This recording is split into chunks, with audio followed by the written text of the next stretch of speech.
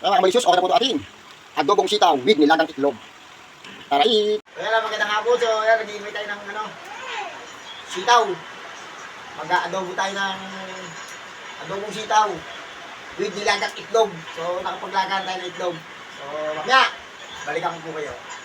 Kaya lang, magandang hapon po sa inyo lahat. So, ipiprepare na po natin ito ating ilulutong adobong siwag. Adobong sitaw with nilagang itlog. Mag-adobo po tayo. So, let's go!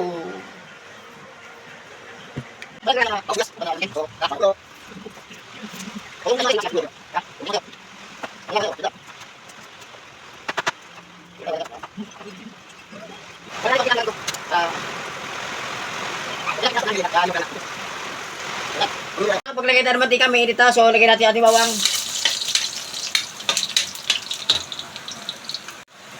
Ano sibuyas? Yun. So, try nyo yung aking mga recipe. Siyempre yung ating sitaw.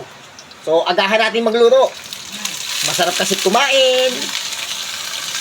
So, lagyan natin paminta yun. Ano ng ating sitaw, sariwang sariwa. So, shoutout sa nabidahan natin. So, napaka sariwa. So, agahan natin magluto kasi masarap kumain pag naulan eh. So, sa maaga din pasok ng aking mga anak, may pasok sa work, kaya inagahan natin magluto. So, lagyan natin toyo. Yan. So, kapos, so kuha muna tayo. Dagdagan natin. So, mga kalis, dagdagan natin toyo. Yan. Lalagyan pa natin ng ano yan. Yan. So, ganyan lang. So, lagyan na natin ng suka para, di natin muna haluin yan. Yan. Tatakpan muna natin yan. Tatakpan muna natin. Thank you. Kaya, bilang natin.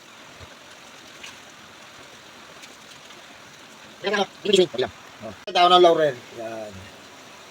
Para malasa. At syempre, lalagyan natin ng konting tubig.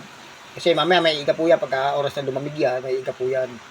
Yan, lalagyan muna natin. At syempre, ilalagay na po natin yung ating pinaka-itlog. So, balikan ko po. Yan. So, tiplamin natin ang ating pampalasa. Yung pambalaan sa ating mga niluto, asukal. Yan. Yan natin.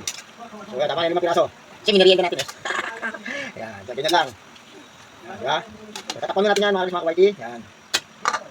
So, lalagyan na ng chili oil para may konting anghang yung ating Yan. Para manghang at syempre tatakpan po natin yan. So, hayaan lang natin maluto. Thank you. Mga kambalisius, okay na po ito ating adobong sitaw with nilagang itlog. Tara eat!